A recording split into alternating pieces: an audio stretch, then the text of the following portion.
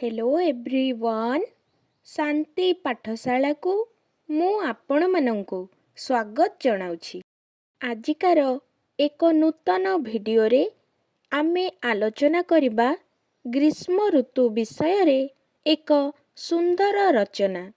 भिडियोटी को आरंभ करिबा पूर्वरु चैनल टी को सब्सक्राइब करनियंतु एवं बेल आइकन टी को प्रेस कर दियंतु। चलंतु आरंभ करिबा। ऋतुराज बसंत विदाय निये चैत्र मास शेषरे आरंभ हुए बैशाख मास ओ नेई आसे ग्रीष्म ऋतु। बैशाख ओ ज्येष्ठ एही दुई मासकु ग्रीष्म ऋतु कुहा जाए।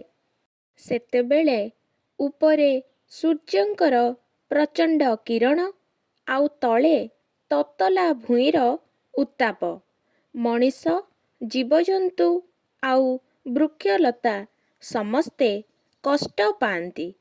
सेतिपाई भक्त कवि मधुसूदन राव कहिछन्ति ग्रीष्म बैशाख ज्येष्ठ मास प्रचंड रौद्र परकाश। ग्रीष्म प्रवाहरे धरा पृष्ठरे उत्तप्त वायु प्रवाहित हुए ओ जलवायु शुष्क रहे। प्रचंड खरा जोगु पुष्करिणी नदी नाल कूप प्रभृतिरु जल शून्य हुए। पत्रझड़ा फलरे बनर शोभा नष्ट हुए। चतुर्दिगटी श्रीहीन होई जाए। ग्रीष्म ऋतुरे देहरु झाल बहे। बाहारे खरारे बुलिबा असंभव मने हुए। तापमात्रार आधिक्य हेतु मध्याह्न कालरे दूररु मरीचिकार भ्रम जात हुए। घर भितरे रहिबा मध्य असह्य बोध हुए। संध्या पर्यंत गरम लागी रहे। तापरे अवस्थारे सामान्य परिवर्तन आसे। एही समयरे दिन बड़ ओ राति छोट हुए। ग्रीष्मर झांझी पवन प्रवाह जनजीवन को अस्तव्यस्त करी दिए। सुशीतल पवन जेपरी प्रति मनीष चाहे सेपरी थंडा पानीय समस्तंकर आदरणीय हुए। अवश्य धनिक श्रेणीर लोक शीत ताप नियंत्रित कोठरी रे रुहंती। ओदा गामुछा छता चषमा ओ चप्पल व्यवहार अपरिहार्य होई पड़े। विद्यालय गुड़िकरे बेसी टाण खरा पर्यंत पिला मानंकु न रखिबाकु निर्देश दिया जाए। साधारणतः खरा छुट्टी स्कूल मानंकरे मास आरंभरु होई थाए।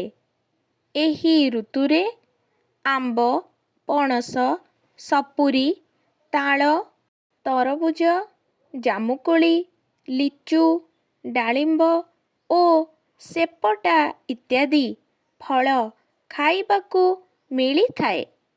लोकमाने पइड आखुरस सरबत बेलपणा लस्सी प्रभृति पानीय पीबाकू भल पाती। ग्रीष्म ऋतुरे मल्ली हेना चंपा बौल मालती आदि फूलर महक आमोद दिए। नीरस जीवन को पर्वपर्वाणी गुड़िक हर्ष मुखर करी थांती। पणा संक्रांति अक्षय तृतीया चंदन यात्रा शीतल षष्ठी सावित्री अमावास्या आदि पर्वपर्वाणी प्राणरे पुलक सृष्टि करे। ओडिशार प्रसिद्ध शक्तिपीठ झंकड़र सारला काकटपुरर माँ मंगला ओ बांकीर ଅଧିଷ୍ଠାତ୍ରୀ ଦେବୀ ମା ଚର୍ଚ୍ଚିକାଙ୍କ ପବିତ୍ର ପୀଠରେ ଝାମୁ ଯାତ୍ରା ଅନୁଷ୍ଠିତ ହୋଇଥାଏ।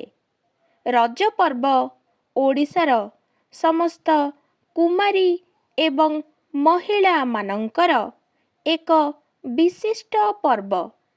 3 ଦିନ ଧରି ଏହା ସମସ୍ତ ପୁରପଲ୍ଲୀରେ ମହା ଆଡ଼ମ୍ବର ସହକାରେ ପାଳନ କରାଯାଏ। ଗ୍ରୀଷ୍ମ ଋତୁ ଭୟଙ୍କର ହେଲେ ହେଁ ବହୁତ ଉପକାର କରିଥାଏ। ଏହି ଋତୁ ନଥିଲେ ବର୍ଷା ଋତୁ ହୁଅନ୍ତା ନାହିଁ। ଗ୍ରୀଷ୍ମ ଋତୁରେ ଶୁଖି ଯାଇଥିବା ଜଳରାଶି ଉପରକୁ ବାଷ୍ପ ଆକାରରେ ଉଠି ମେଘ ତିଆରି କରେ।